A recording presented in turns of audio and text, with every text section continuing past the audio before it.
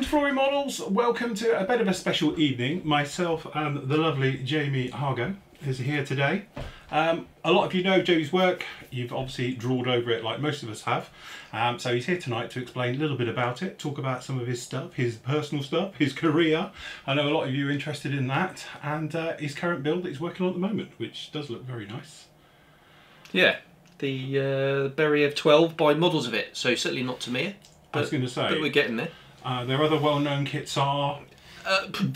yeah, exactly. Right, yeah. But you should say, it is lovely. Does Hasegawa do a version of that? No. They don't. They do something similar. No, they do some... They do a Japanese That's right, thing. Yeah, looks a little bit similar, doesn't it? Yeah, but yeah, I think that's a... Is that 4-engined?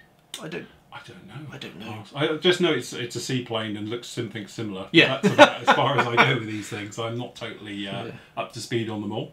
So, first of all, welcome. Thank you. Your first time good in to be here, here. isn't it? Yeah. Oh, no, never been here before at all.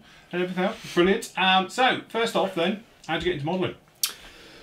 Well, as with most little kiddies of our sort of mid-40s generation, that would have been pocket money, Airfix kits, rainy afternoon. Yeah. We all did it. My dad was into it actually, and I always remember being teeny tiny, and he had the old Ravel Mirage 3, right? Which I'm assuming was 32nd scale. I mean, I was only little at the time, so it could have been 72nd, and I was just small. Right, yeah.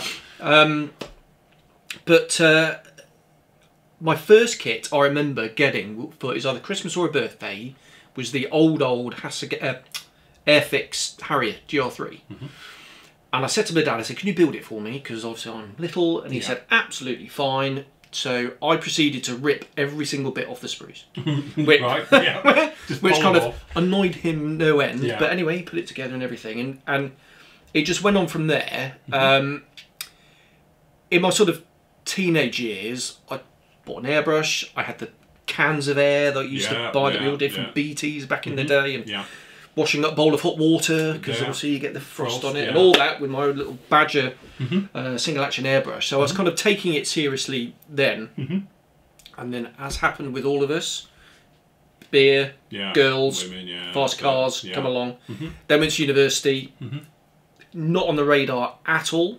And it's only after I joined the Royal Navy, and I was at RAF Cranwell, ironically, or HMS Daedalus as we like to call it. Right. Which winds them up no end, which is always a good thing. And sorry to the Air Force chaps out there, but opportunity not to be missed. So started flying training, and it just got boring on the evening. And I went, I know, I'll start modelling again. So found the airbrush, found a couple of cans in the stash, and went out and bought the. I thought, I'm in the Fleet Air Arms, got to be Fleet Air Arms subject. So bought the Airfix Seafire, the old 47. Yeah. Put that together again, and I haven't stopped since. So that would have been about 97, and I've just gone on from there. Pushing through. Yeah.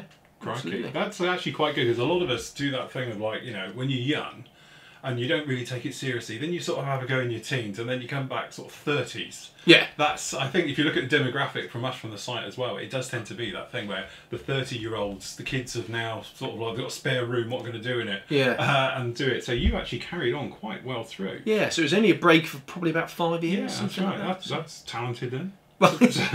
So going back, your Navy career. Yeah. For you guys who don't know, you are a naval aviator. Indeed. But you haven't just done Navy stuff, have you? You've done RAF stuff? Well, I've done exchanges with the Air Force. So so I joined the Navy in '96. We do spend a year at Dartmouth learning to be a good all-round naval officer chap. Yes. And then entered flying training. Was fortunate enough to be streamed fast jet at the end of elementary flying training on the Firefly. So clearly the Royal Navy isn't big enough to have its own fixed-wing flying training system. Yeah. So we effectively embed with the Air Force. So went to Linton-on-Ouse, flew to Kano for a year, then went to Valley. And at the end of that was borderline single seat, not quite good enough to go straight to Sea Harrier. So they sent me to the Tornado F3 on like a one-way exchange. So flew the F3 for 3 years, which was awesome, as you can imagine. So did the no-fly zone, so in between the two Gulf Wars. Yeah. Did APC, I'm on a practice camp out of Cyprus, flew on the TLP exercise, all sorts of exercises, lots of nicky-nacky new with the Americans off the over the North Sea, lots of that, and lots of in-house training against our mud movers. Right. So clubbing baby seals, as we used to like to call it, going against the Air Force's Tornadoes. Yeah. Did that for 3 years. Then flew the Navy Hawk, which is the same as the Air Force Hawk, which is Black Hawk. So did that in the Maritime Aggressor role next. And then after that went rotary. So complete difference there. So ended up spending 5 years flying the Lynx Maritime Attack. And again, went all around the world, did the Gulf, did lots of counter-piracy. I've always got to Gibraltar and turned left. Yeah. So never went to the Caribbean or anything like that. Yeah. It's always a bit disappointing. Yeah. But my last trip was out to the Far East. Ended up going to Malaysia, Brunei, 2 weeks in Singapore. Fantastic trip of a lifetime. Yeah. And then after that, decided to become an instructor, and I had the choice: do I stay on the Lynx and train the next generation of Lynx pilots, or do I go back to fixed wing? Right. Wanted to go back to fixed wing, so ended up at Barton Heath on the mighty Grob Tutor. It's a heap of crap. But it was good fun teaching these guys. That was probably one of the most fulfilling jobs I've had. And scary. Well, you let them go so far. Oh, right, yeah, okay. It's more scary signing them off to go off and do it on their own, then you're not even in there. So that was really rewarding. Taking a guy who's never flown an aeroplane before in his life, and at the end of the course, he's actually really capable. Yeah. Albeit he hasn't got the experience yet, but actually his development in that short 6 months is amazing. Yeah. After that, I was due to stay on there another year, but unfortunately propellers kept on flying off. So they asked me, do I want to go to Linton to be an instructor on Tucano? Right. Yeah, okay. I'll go and do that then. Yeah. So did that for a couple of years, and that was, again, fantastic, because you've got a guy who can only fly a light aircraft, and at the end of the year, he's doing proper you-can't-bend-it tactical flying, ready to go off and fly fast jets. So again, that was another rewarding job. Yeah. And then I could have stayed there, but they dangled promotion at me and said, do you want to go to headquarters? And I went, I need a pay rise. Yeah, go on then. Yeah. So I've been in HQ for the last 2.5 years, but that's all coming to an end. Yes. So the reason I'm here is because I just finished at Portsmouth. I'm on my way to Culdrose to fly back in the Navy Hawk for a few weeks to literally get back up to speed. Yeah. And then start Valley 10th of July. Fantastic. Yeah. So that's the career in a nutshell, really. So on Valley, you're going up to the T2s? T2, yeah, T2 instructor. So how long's your conversion on for that? I've been told to expect 4 or 5 months, which has actually accelerated through. So they're actually pausing ab initio flying because they're running out of instructors. Right. So they're taking a bit of a back burner on the ab initio students to train up a whole bunch of instructors. So I've timed it just right. Right. So normally it takes about 8 months. Probably take me half that. 4 or 5 months. So certainly before Christmas, I'll be fully qualified. Yes, and they've got a new squadron, I hear. Well, the announcement. Yeah, I've missed the announcement. Was that today? I think it was sort of this week. Oh right. So by the time this goes out, it might be announced then. Yeah. Well, I was hoping not actually, because 4 Squadron that's up there at the moment is the biggest squadron in the Air Force. Yeah. And they're looking to split it up. So under the old system, we had 208 Squadron. Did all the trimming bit, teach you how to fly a jet, and then TAT Weapons was, I think it was 19 Squadron, would do the TAT Weapons bit. 4 Squadron does the whole lot, but they're looking to split it out. Yeah. If they kept it all in one, then I'd just be a gash, shag, line instructor, rock up, fly, go home. If they split it out, they want me to be a flight commander on the new squadron. Very nice. Lots of paperwork. Yeah. It's nice though. Yeah, yeah. As I say, we were up there obviously 2 weeks ago, and it's funny because when we were there a couple of years ago, it was almost like we're not sure. And Valley was almost in that thing of like, well, obviously 4 Squadron are there, 4 Squadron of the future. 208 was on its way out, even at that point and everything else like that. And we're not sure. Obviously the Texan coming in, if maybe, and then went up there this time, and obviously the runway's being redone, the amount of money they're spending up there, and obviously all these new announcements being made and everything else like that. And it's like, well, actually, I don't know, things are looking a bit brighter now, isn't it? So, yeah, exactly. As I say, with the F-35 coming down now, and the sort of Typhoon is now fully operational to do everything it was ever supposed to do, and some. So it's actually now, at least, you know, with everything coming in now, it's a very busy place. Yeah, that's it. It is very, very nice up there. So, very good. So that's it. So you're going to be very busy whizzing around. I am. Do I get flybys? I will mark it on the map, and I'll make sure we'll pick your house as a target, and I'll give you a time on target. And one of your old friends, who was obviously one of the trainers for the actual links, we used to obviously get a air show. I say an air show because he used to do the pirouette right over our house. Oh, wow. So we assume he had family in this little village here, because, as I say, it was very low and always very impressive as we did it. And it was always that thing I used to think, do I video it? But if I do and somebody sees it, he might get in trouble. Yeah. Because, as I say, but that was the old links. We get the Wildcats occasionally, but it was, as I say, it was the old the Mark 8s flying around and all the rest of it. But yeah, it was always very good. But yeah, we want to fly by, we want to wave. You'll get one. Right, so just going back to your thing, obviously a lot of you people will know Evelyn. Yes. Which was your time on HMS Somerset. It was. Which was your last big deployment, was it? Yes, it was. So how did it come about that you ended up as Decals in an airfix kit? Did you go in there and say, do you want to see this picture of my one so you can put my name on the side? Do you know How what? Did that work? Yes, I did. Now, Airfix came up to measure up the links, and it was in the days before LiDAR and all that kind of stuff. So it was Trevor Snowden, it was his young proteges, one of which is Simon Owen, is now the lead designer at Airfix now. Yeah. Who's a close personal friend. Right. And I got talking to him. So we kind of hosted them for the couple of days they were there with their tape measures and cameras. Yeah. And I asked one of them, I said, have you decided what markings you're going to get? Because they're all a bit bland, aren't they? Oh, yeah, yeah. And they said, well, no, not really. We're just going to do like probably this one. And I said, well, it just so happens I've got a picture here. Yeah, that's right. Of my links, and it's got really cool nose art on. Yeah. And the nose art was designed by another good friend of mine, Chris Draper, who's a freelance graphic designer, artist type bloke, who does some fantastic. He's actually painted me as well. He's exceptionally talented. Yeah. And I just asked him. I said, look, being a flight commander, I get to put my name on the side of the cab, and we get to put nose art on the gull wing door. Could you design something? Right. Got the engineers on the flight to come up with some ideas. They went in, did some research, looked at some of the bomber art from the US Air Force. Yeah. Picked something. I said, could you paint this but modify it? Yeah. Navalise her.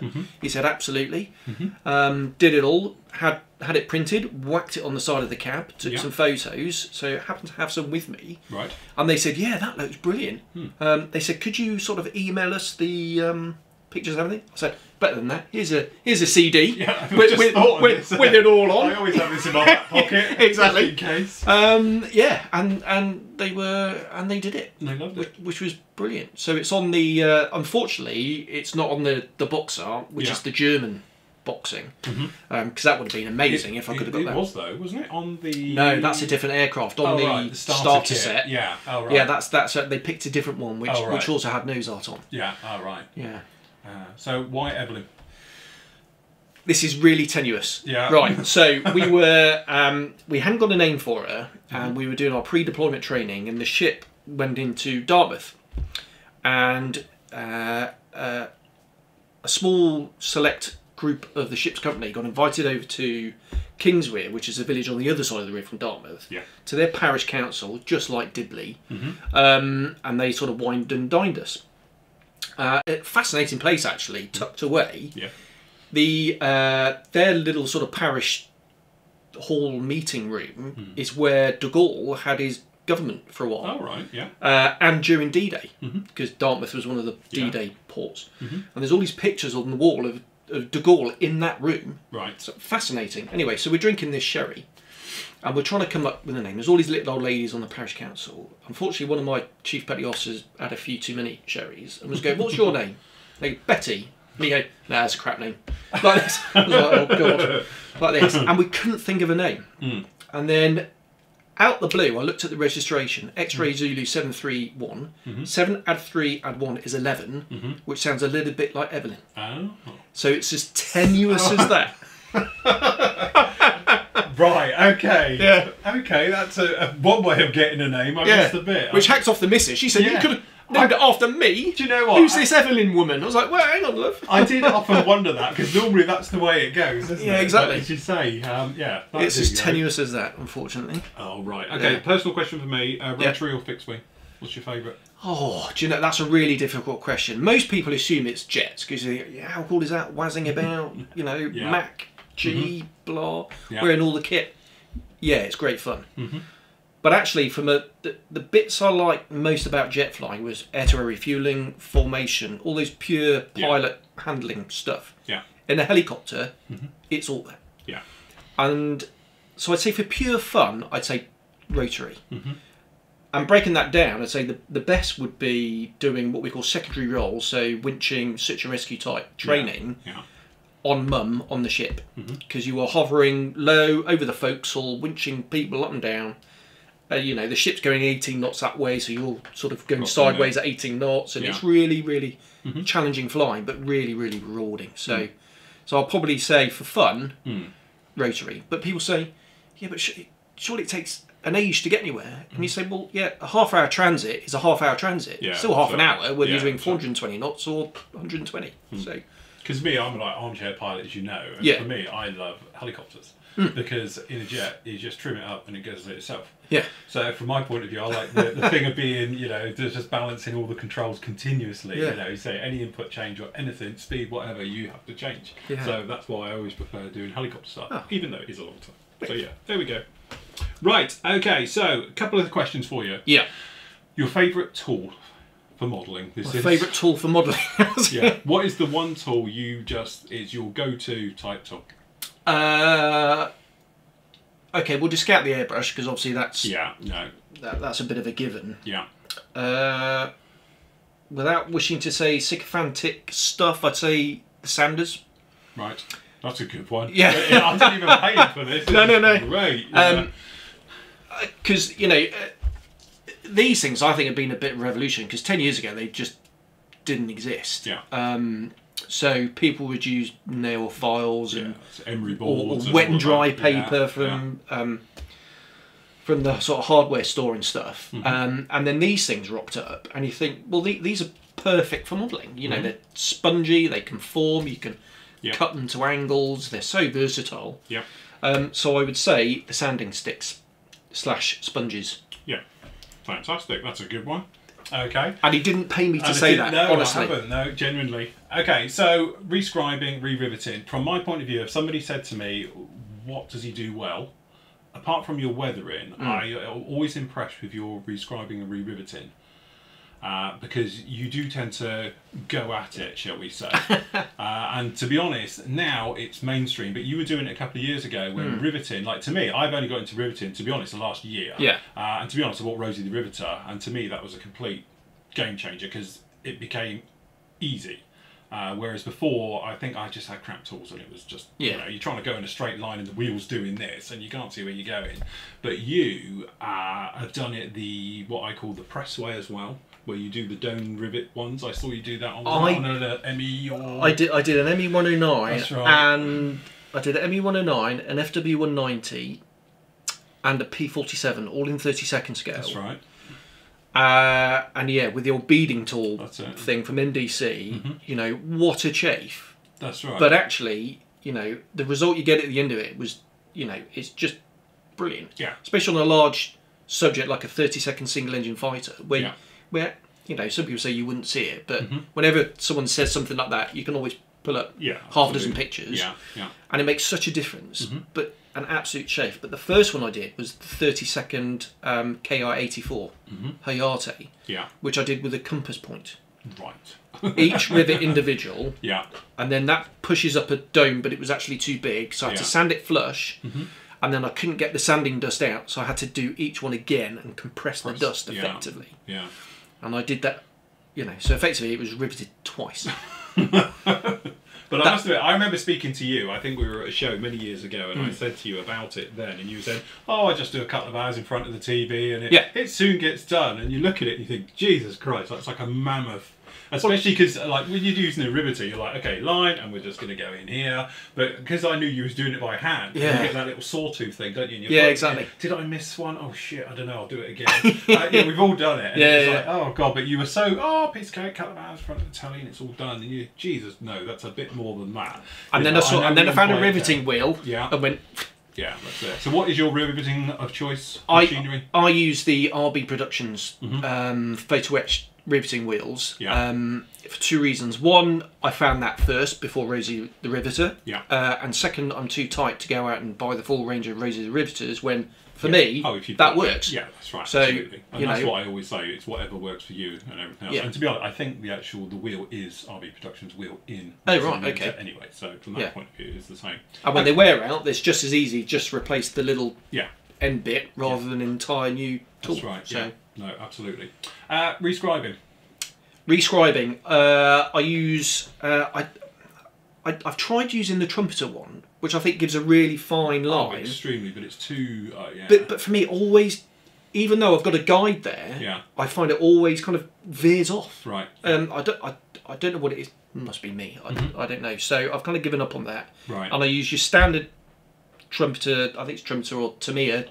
Yeah. P cutter type one. Yeah. And again, Radu Brinzan's tool, because he does it's photo etched steel, but it's incredibly sharp. Right. And it's just very, very light, and it just scribes a beautiful, really fine line. Right. So I tend to use on something like this, which has got it's limited run, but it's got very fine lines. Yeah. So each panel line has been deepened slightly with the RB Productions one. Yeah. If I've got something like a Hobby Boss kit, which has got slightly wider, deeper lines, then I'll nip across to use the Tamiya one, because you get a wider line and it matches better. So both of those. Cool. Okay, glue of choice. I use Plastic Magic. I use extra thin quick drying. Yeah. I use Tamiya extra thin. I use Mr. Cement S. Yeah. I tend to use Mr. Cement S or the Plastic Magic for fuselage halves, wing halves, bigger things like that. Smaller bits, my go-to now is the extra thin quick setting stuff. Yeah.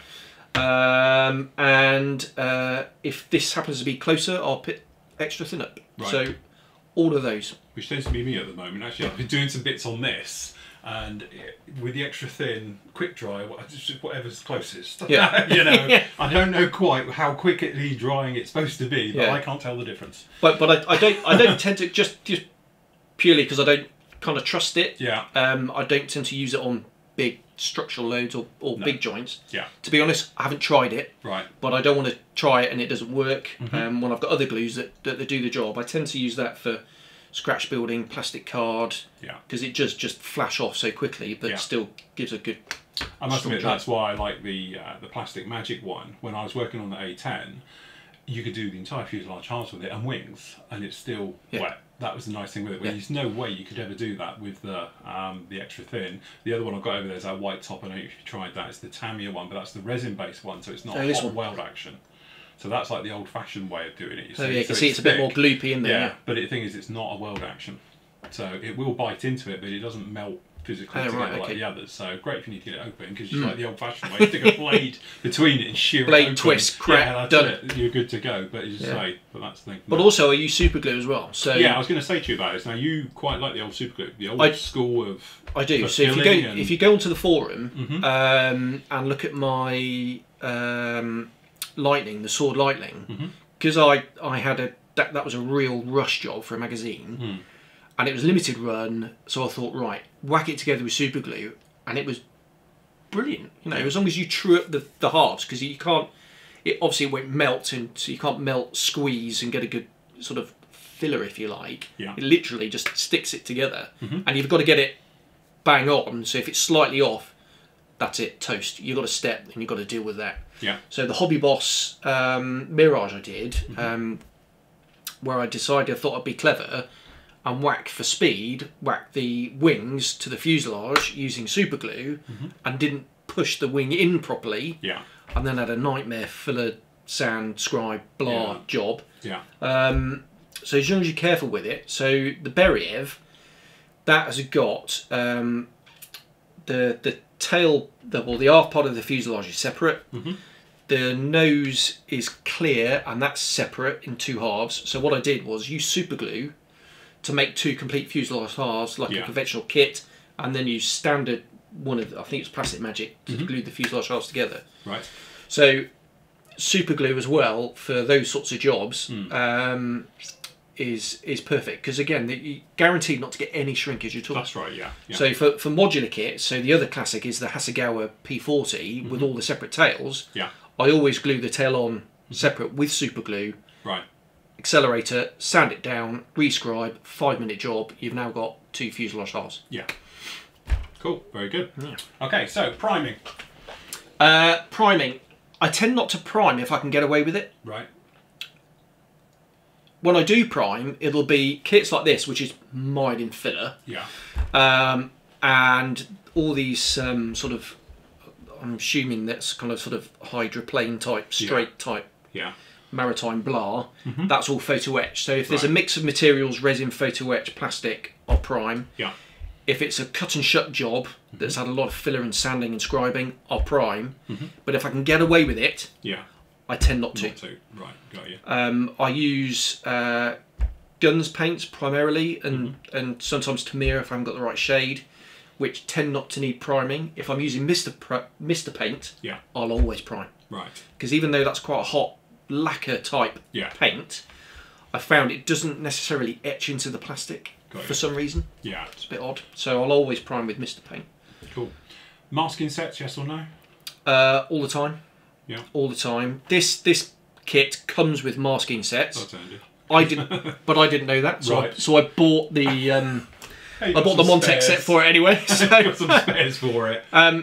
But because I'm lazy, I always tend to. I prefer Montex because invariably you get the inside and the outside, and I always paint the inside of the canopy. I haven't on this obviously because it's all blended in. Yeah. But you know, your standard kits with an open canopy, I like the fact. I always like to mask inside, paint the inside if it's open on show. So I tend to go for that.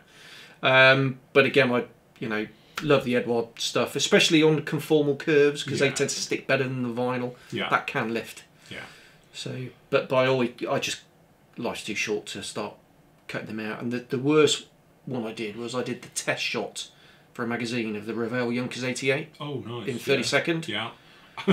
From that moment onwards, if there's a masking set on the market, I'll buy it. Definitely. Yeah, I must admit, when I did the 111 Heinkel, it was a case of masking set. Yeah, absolutely. I'm not going to mess around trying to get in there. Even though I did cock it up and I ended up doing some of them by hand, a lot of them it was a lot easier just to peel and stick than it is trying to work them out and put them all in. And if they don't fit, then I'll tend to cut them into quarters. Yeah.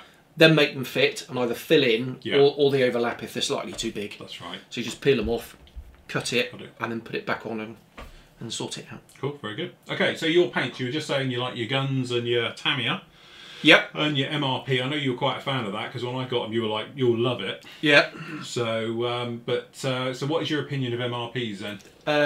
Seeing as they're the new boy on the block at the moment. It's one of those where you think I shudder to say game changer, but I think it kind of is.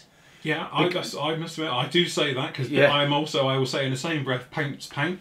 But to be honest, I spray it totally different to how I spray acrylics as well. So that's why I say it's totally different to anything else I've used. And I remember when Alclad came along and everyone just started going, Alclad, it's amazing, you know. You've got to do your prep. Yeah. So, again, I'll tend to prime if I'm using Alclad. But I liken it to... It's camouflage Alclad because it behaves very similar. Yeah, yeah. It's very thin, but it's very opaque. Yeah. But it will show every single flaw. So I will tend to prime it as well. But I have had it. It has nothing's perfect, and I have had it lift under masking tape. Right. When I did on the site the Edward 72nd Egyptian Spitfire, and doing I call them D-Day stripes. Obviously, it's not D-Day, but you know what I mean. Yeah. And I had them. I had the white and black lift on me, right, which is irritating. Yeah, definitely. But other than that, if you prime, you'll be fine, and I swear by it. And it is dear, about a £4.50 to £5 for a pot. Yeah. But it's 30 mil. Your standard Tamiya or guns is 10 mil. Yeah. And it's what, £1.50, but you know that's obviously neat, and you tend to thin it. Yeah. But I tend to find, from my point of view, is that my airbrushing is completely night and day with it. Yeah. Because when I spray Tamiya or Vallejo, I usually spray at probably a good 20 plus psi air pressure, and I tend to blast it pretty on there. But as soon as you get with MRP, you just can't do that because you flood it, and also you'll use it within milliseconds because it just flows so quick out your airbrush. And being so hot, you'll just strip what you've laid down already. So from my point of view, like when I did the A10, I was expecting to use a bottle to do that 30-second A10. Actually, I used a third of a bottle to do that entire thing. Yeah, it's amazing, isn't because it covers so well. Yeah. If you're on top of it, so you move right in on top of it, and you're almost putting it on like a marker pen and building it on, but it covers exceptionally well. Yeah, if I had done that with a 10 mil, I would have gone through, if it was like Tamiya or something else like that, or Vallejo, I would have probably used 2 or 3 bottles. Yeah. You know, to do the same thing. So when people say about it is expensive, I think, yeah, but you know, it's still overall, yes, it's more expensive no matter which way you do it, but actually, bang for buck, I think it's the same. Yeah. And also the thing is, I also put into the factor of all the time you're blowing out to get your airbrush to work and flow nicely, because obviously with the MRP, as I say, I did it with the A10, I locked it off on half trigger, set my finger there for a good 20 minutes spraying it and never moved my finger off the paint thing. And not once did it start, because it's so thin, it's nice, and it just flows through your airbrush just like Alclad. And that's magic. What I like about it. It is. It literally really is very nice. But as I say, you do need to understand the paints. The first time I used it, which was live actually, on that 70-second flank, and never used it before. And afterwards I was thinking, cool, we used quite a bit. But that was me. I was too much high air pressure. You need to learn it, understand it, and make your way through it. So definitely. And I've just finished my first bottle of it, which is the white. Yeah. So you know, and I've had that for a long time. You know, white, black, those sorts of colours you tend to use all the time. Yeah, definitely. And it's lasted ages. It's just brilliant stuff. No, swear by it. I'm not at it. Yeah, yeah, exactly. Yeah, which is the usual thing. Yeah. Okay, so what about decals and softeners and things like that? I guess I'm a bit traditional, and I use the what's it called? Microset. Yeah. The name escaped me for a minute. Yeah. Love that stuff. A friend of mine in Merca has just sent me a bottle of Somerset. Right. Which is because I wanted something that's a bit hotter to do with sort of stubborn stuff, or if it's, you know, corrugated, or you've got a lot of detail there, so you need the hotter stuff. Yeah. I have used the Decal stuff, but I don't know whether my stuff's getting a bit old, but I found it tended to the surface tension was such that it would bead up, right, and then you get a droplet of super concentrated stuff, and it would melt the decal. To be honest, I had that with the Mr. S, whatever it is, the gun stuff. Yeah, and that. Again, I hadn't used that, and somebody said, you give it a try, it's hotter than the Microsol. So I thought, oh, right, okay. So again, you get that stubborn thing and you just need it to get in there. I thought, right, that happened to me, and it turns out it's because I didn't shake the hell out of it. I had obviously the thin stuff on the top, and when it beaded up, and I had it look like a bullet hole through the decal. Yeah. And it's a big crater as well around the outside, because it beaded up on me. I walked out, went to the loo, whatever, come back 20 minutes later, and it's like, what the hell is that? And I've had it melt paint as well. Oh, right. By doing that. Yeah.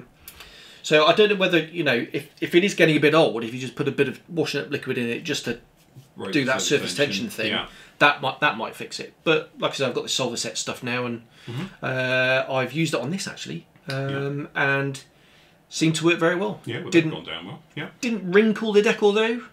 Sometimes I find it doesn't wrinkle the decal. Which always sets my little sort of worry bead caption off if I don't get that, because I know if it wrinkles, right, that's definitely working. Yeah, that's what I always say. Yeah. But no, it seems to work really well, especially over the. It's a very deep hinge line on the rudder, and I've got a star decal, and it coped with that. Yeah. Perfect. So far. So good. On a test of one subject, it's worked very well.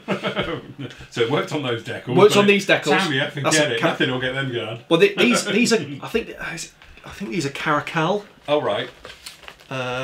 Here's the instruction sheet for it.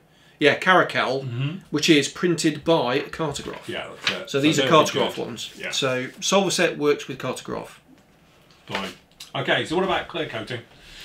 What's your lacquers and things of choice? I am gloss. I use Guns or Tamiya.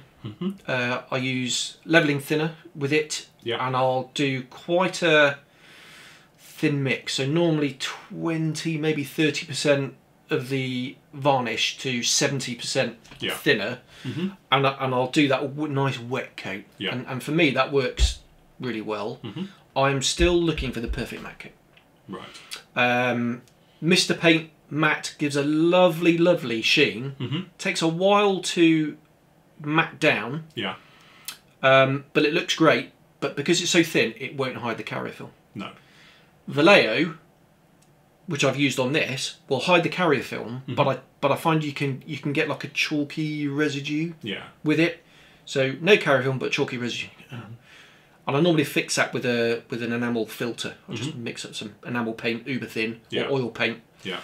Fixes it. But what I want is something that gives me the finish of Mr. Paint that hides carrier film. Yeah. That's what I want, and I've not found it yet. I've tried Tamiya and Guns. Yeah. I find it quite fickle to get it to work perfectly. You need the perfect ratio. Yeah, so I've got this is the MRP one. Yeah. This is their super matte one, and again, the trouble with this stuff is because it's a thin, it doesn't actually hide anything. As I say, like a decal, and that is again the downside to the MRP is that whatever's there is going to show through. Yeah. You're never going to hide anything with this stuff apart from colour it. So the one I must admit I'll go through is the Tamiya XO56 with lacquer thinners through it. And that gives a very nice flat finish. But again, I've been playing with this new thing now of sanding instead of. Yeah. So as you say, depending on the finish, you just lightly sand in circles with new stuff, which I'll leave you with. You can go with these things. I'll test that one. Which will give you sort of different finishes with it, so you can polish it to it. Well, and that's what I did to the A10. But the A10 is sprayed on decals. Exactly. And so my go-to is to spray markings when every opportunity I get, I'll spray the markings. In which case, that's just brilliant. Perfect, right? Yeah. But if it's decals, a bit of a trouble. Yeah. So, right, finishing off for weatherings and all your various things, which obviously you're renowned for, quite frankly. So, talk us through a basic process like you've done for your paint effect on that, and then where you would go from there. Right. So this one's a little bit different because it's a big aeroplane, but it's 70-second scale. So the only place I've done a wash on this is around the tail, on the fins, and the outboard bit of the tailplane, underneath the exhaust stain. So for this, the only place I've done a wash is there. Yeah. The actual weathering process starts with the base coat for me, and I will always tint the base coat with, if it's green, I'll tend to use yellow, not white, because white gets a bit chalky. Yellow, you lighten it, but you still maintain the green, the vibrancy of the green. Right. Yeah. Otherwise, I'll use white, maybe a bit of buff, and I will tint the paint as I lay it down. Right. I don't pre-shade. I get the idea behind pre-shading that it breaks up a monochrome finish. Yeah. But for me, I find it a little bit too even. So what I prefer to do is just play with the tone of the paint, and just vary it up and break it up like that. So it's not patchy or mottly. Yeah. I tend to try and do it in bigger blotches, if that makes sense. Yeah. To get the same overall effect. I will also, with a lightened version of the paint, go along some of the panel lines, which sounds a bit kind of opposite to the effect that you're trying to achieve with pre-shading, but I find what that'll do is it breaks up the outline, but also when you look at the real thing, and obviously I'm fortunate in my profession, I'm around aeroplanes all the time, although not for the last 2.5 years behind my desk, but the light will catch the edges of panel lines. Yeah. So it's kind of another way of just kind of recreating that effect. So there's a lot of work that goes into the base coat. I try and do a filter if I can, which will just give that. A lot of people will do the sort of patchy base coat and then take a thinned sort of base coat and use a filter to blend everything in. But I tend to try and use over the top of the decals or markings a filter, so normally thinned oil or enamel. Again, just to bring it all in. And on a small subject such as, or small scale subject such as this, where it collects in the panel lines very, very subtly means you don't normally have to do a wash. Which I prefer. Sometimes you need to just hit it with a wash. Just to, you know, if it's kind of blended in a little bit too far. But like I say, this, you should be able to see, I don't know whether you can see it on camera, but certainly all the panel lines here, you can see the panel lines fine. No wash on there at all. Didn't need it, not required. This is a bit of an unusual subject because they are so heavily weathered, and it's as if they just sprayed another coat over the top and it's just chipped off. I think that's what they do, isn't it? Yeah, exactly. So I've used the hairspray effect on that, and I use that all the time for all sorts of things. So for base coats, for chipping down to the bare metal. Sometimes I'll put like a lighter base coat down, then the chipping fluid or hairspray. This is hairspray. Then a darker base coat, and again chip it, and then I'll get in and use a brush to do the chipping on the inside of the sort of light area, and you get that sort of fresh paint flaky effect. So it's very much a layered approach. Markings go down normally towards the end, but if I'm spraying them, for example, if I was spraying this, for example, I paint the white, I put the white areas of the mask, then I paint the yellow and the red, then I'd mask that, use a bit of mask gold or tape over the joins, just to make sure, and then I'll do the base coat over the top. If it's something like an RAF roundel, or Fleet Aeron, I'll do the white, the yellow and the red, then I'll do the camouflage, and then I'll do the blue afterwards.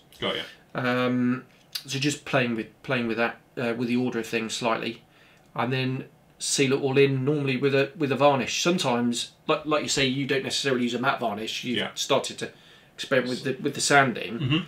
Is if you use a matte enamel filter paint, just a couple of layers of that will bring that shine down to like a scale effect as well. So exactly the same sort of theory behind it, but using a sort of layer of very thin paint over the top. The nice idea with that, because the thing is I find now, or what I'm playing with a lot the last couple of months, is that if you have a model like that and you can have a fantastic effect on it and everything else, and you almost kill a lot of the natural light that's on it by giving it a flat coat, because it just becomes a brick again.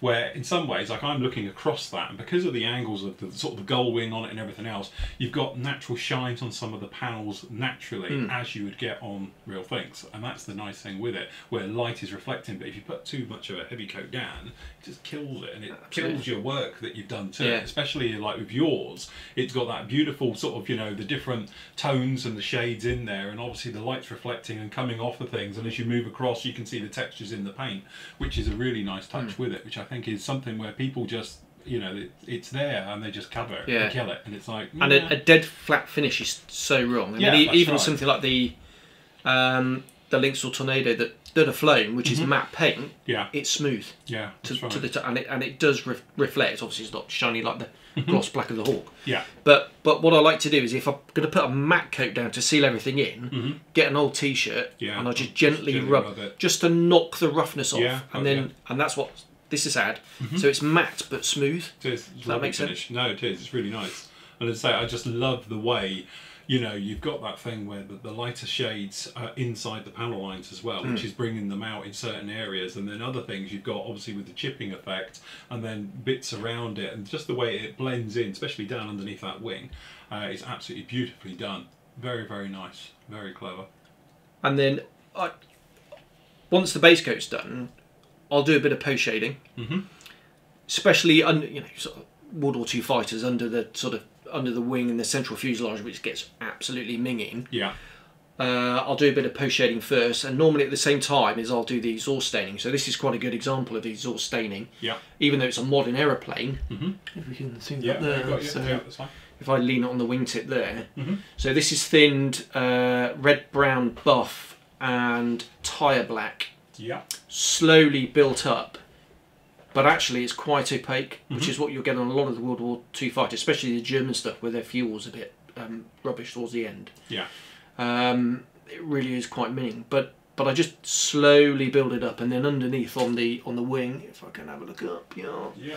So behind these vents here as well, more subtle. I mean, they're not exhausts, engine exhaust, but it is a vent, so you will get that effect. Or at least I've seen it on the photos. And again, I just slowly build it up. Now, if this was a World War II fighter, then what I'll do is I'll get some buff or light grey, and I'll just do that inside it, just a little bit, just to give that tonal variation. If it's something like the Corsair or Hellcats, I mean, they were sort of white chalky in the middle, so I'll go a little bit more extreme. But again, it's looking at the references, and that's what I tend to do, is look at examples of the real thing and copy what I see, rather than just modelling to a formula, which is why hopefully a lot of my models are individually, even though you can tell it's mine, maybe, that each one's subtly different, because I'm looking at the real thing. And I won't necessarily model a real aircraft, I'll look at lots of the same aircraft from the same time or theatre or something, get all the ideas and incorporate that into a model. This is actually of an actual aeroplane, so the pattern on the side of the fuselage, I've tried to copy a similar pattern. Unfortunately, looking at the picture the other day, doing the exhaust stains, it didn't have the stars on the top of the wing, which is a bit of a facepalm moment, but I don't know, maybe they took it off later on or applied them later. Newer ones were put on. That's my theory, and I'm sticking to it. So it doesn't always go to plan, but so that's a kind of layered approach to it all. But again, I'm a great believer in like sort of happy little accidents. So I will let weathering work with me. As I say, with things like, if I found out, like you have, that actually hasn't got those, I'd leave it on. Because, you know, as you say, in the real world, it might have been put on the week after the photo was taken. Exactly. So, you know, so I wouldn't ever, you know, you say you'll get some people that, I'll rip it off and start again, and, you know. But these things did have stars on the top of the wings. Yeah, absolutely. Well, obviously the references from the decals and that, they would have gotten from somewhere as well. And it makes sense they would have had them. So, yeah, I wouldn't worry about it. So, obviously some of the weathering techniques you've done are very extreme. Shall we say, in some of the ones you've done. So what I'd like to do is just have a look at a couple of the ones we've done. So if I just put this over to here, we just go there, so we can do this one. So this is one of your last ones. Let me just go to the top here, and we'll just get rid of that a second. Right, okay, so, Wyvern. Yeah. So, same part of the Venn diagram, as they say, as the Bronco. Yeah. A friend of mine did a Suez Wyvern. And I looked at it, and it done a really good job, and I just thought, just the shape of it is badass. Yeah. And that's got Mad Max written all over it. So I had the idea of that, and I thought, right, how can I modify it to Mad Max? So it's a Hellcat nose, cowling on it. Did the steel plates again, because I thought, well, it's got folding wings, but maybe this lot didn't trust the wing fold or anything, so they reinforced it with a bit of steel. So that's my excuse of using the steel plating technique. Yeah. And again, you see it on the sides of the fuselage covering up the camera ports. Did that as well. Didn't like the uber curly fin, so decided to chop the top off it. Right. Added some gun barrels to it. I think they're German MG somethings. Right. The old master jobs. Got a resin, it's a Russian gun pod. So a bit of asymmetric loadout on there. Corsair wheels. And just exactly like what I did with the Bronco, is had a rough idea in my head. Yeah. But it was the basic of it was planned, but when I started, I just went with the flow. Got you. Yeah. So start off, you know, in the cockpit. Because I find painting ejector seats a bit of a chore, I did I converted an F100 into a Danish one, and they actually had Mark IV seats, but I didn't realise, and I'd already painted up the standard American F100 seat, so I had that just sat there. I thought, right, means I don't have to paint the seat. Yeah. That will go in there. Did a load of scratch building in the cockpit, and yeah, just let the imagination fly. And when you do that, no one can say, "Oh, you got it wrong," because it's made up. Yeah, definitely. And that is the nice thing. And as I say, we did cover this before, but you can tell everybody again. How did you get a bit of a love thing for doing this type of work? I saw there's a video on YouTube called The Rainmaker, and it's a CGI film of post-apocalyptic, all the global warming or whatever, the rains have dried up. Yeah.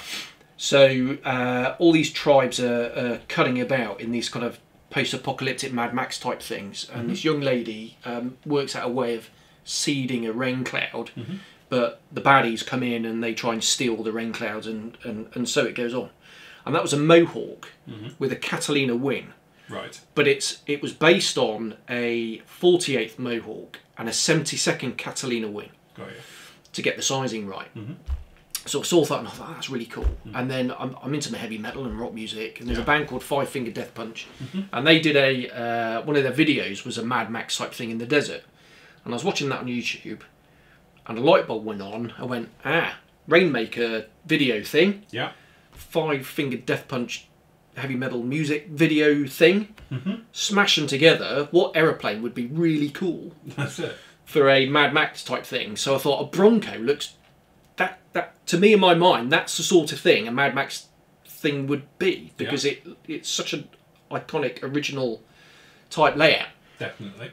So making it up as I went along, I like the idea of the rear gunner turret is actually from a Wimmick, 35th scale Hobby Boss Wimmick, because that's got like a turret ring thing. Right.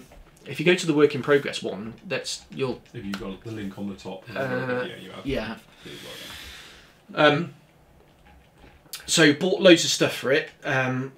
Just went to town in the cockpit. As I say, just not with a plan in mind, just adding bits on. So that grey bit in the rear cockpit there, that's part of a gun from the 48 scale Tomcat. Just cool shape, whack it in, bit of plastic card, anything that's in that sandy colours from the Wimmick kit. Don't know what that bit is, whacked it in. Yeah. Made a yoke out of the steering wheel. Added detail to the ejector seat. And literally just made it up as I went along, really. But always had a kind of rough idea in my head of the overall project. Thought that rather than just sticking with the engines, well, a couple of Pratt & Whitney 2800s on that bad boy would look really cool. Didn't think the undercarriage in the desert would survive that long, so that's scratch built undercarriage using resin Humvee wheels. Right.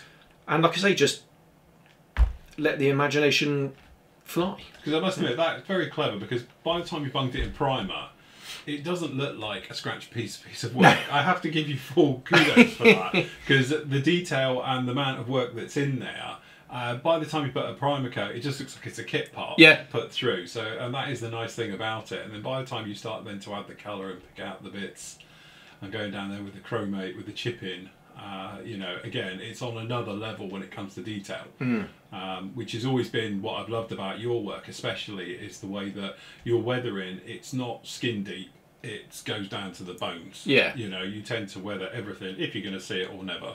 And that's that layered approach, and the attention to detail. So the decals in the cockpit, I mean, that's part of the kit instrument panel decals.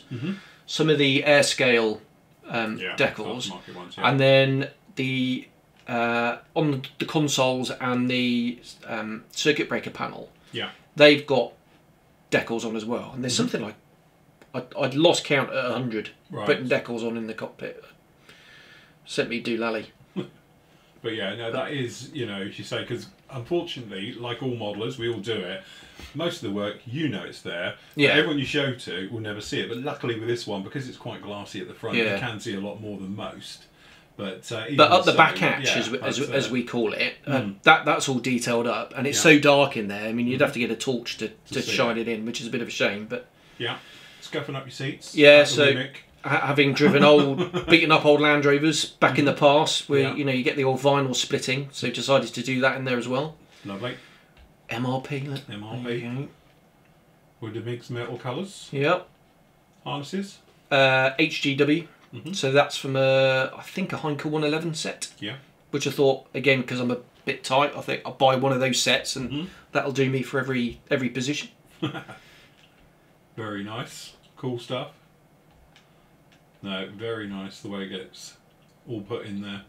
And say if we just zip along and play more work. Is that the other half? Yeah, that's the other half of the. I think it's the gun. Yeah, so there's all various bits and pieces. That's the sump, is it? Something like I guess so. That's on the roof, but unfortunately, hardly any of that's visible. Unfortunately, it's a bit of a storage bin. That's Wimmick bits. Yeah. That's photo etched tread plate I put down to give the texture. Very nice. And that's going into the gun bay. Yeah. From the sort of pods on the side. M60 is that? Yeah, M60's in the wing, which all the way through you'll see various angles of the gun barrels which were bending all over the place. Catching them, lucky I didn't snap any off. Yeah. But and dry brushed metallic pigment to get that rather than paint. Yeah. A bit of a horrible centre seam join on there, so I disguised it with half a drop tank glued over the top. Very good. So I solved that quite quickly. Very nice. Nice bit of metal work. Is that soldered on? No, I've tried soldering, just can't do it. It's like figure painting. Tried it, can't be bothered. No. Persevering, so super glue it. Glue it instead, and hope not to knock it because it's quite brittle, pins, obviously. Yeah, that's the only drawback to it. Yeah.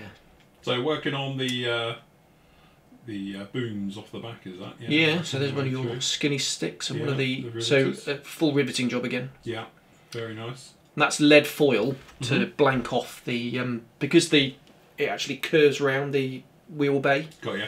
Rather than using a plastic card, which I thought might lift, I'll just use good idea. Yeah. Foil.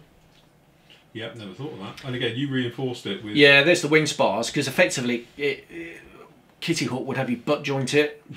That ain't good enough. So, so I just got some thick brass rod and thin brass rod. Yeah. Did the job. Very nice job working in there. What we were saying about, see, you do like your pea cutter there. Yeah. Pea cutter. Yeah. See, one of those things. Old is always the best sometimes. And that's just replacing some of the use fasteners. So that's not a full rivet job. Yeah. But it's good for that. So this here is obviously where you're putting plastic card straight down and then technically giant rivets as if it would have just been bolted onto the wing. Correct. So that's Archer decals. Yeah. So they're the raised resin ones. Yeah. Wouldn't you go through?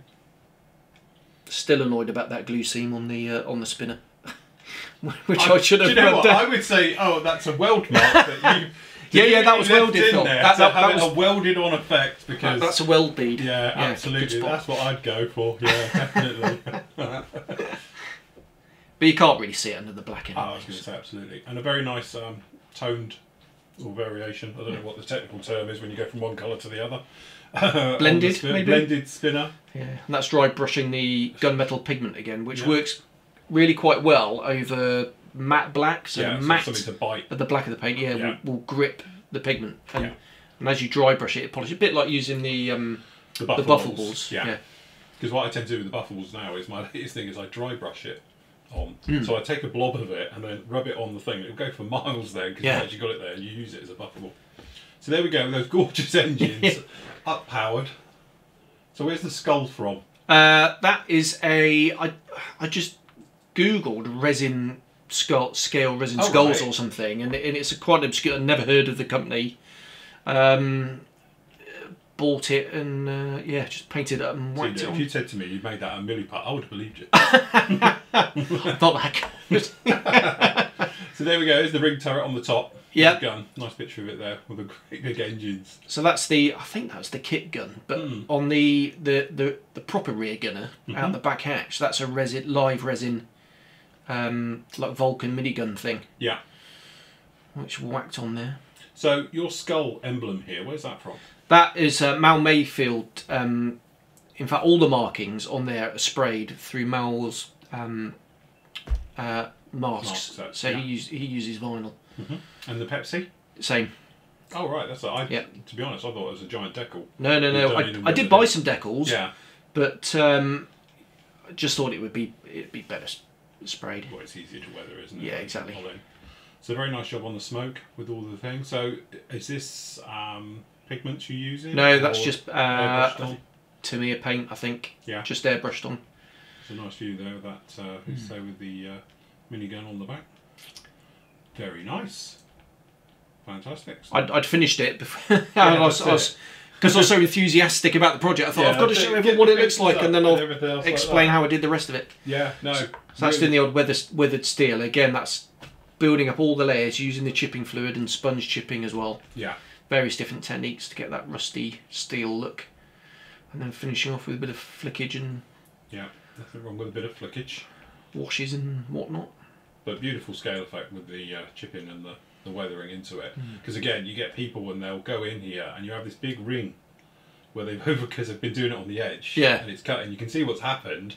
And they've just kept going at it, so you sort of all of it's gone on there. But as you say, it's not very realistic when you're coming in to do it. But no, beautiful work there, as you say.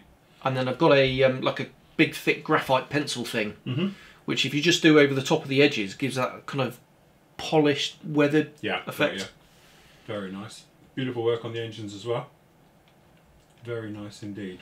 See, the other one I wanted to look at was obviously you do very nice stuff on small scales, which is again, it's nice how with you can.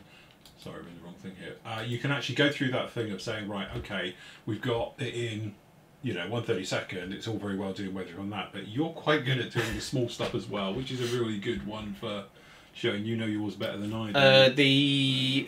Maybe the hip, which is up That's near what the I was top. actually thinking. Yeah, I think it's off the top. Hip, oh, there you go. Which is one of my favourites for flying online, you see. Oh, right, okay. And you ruined one.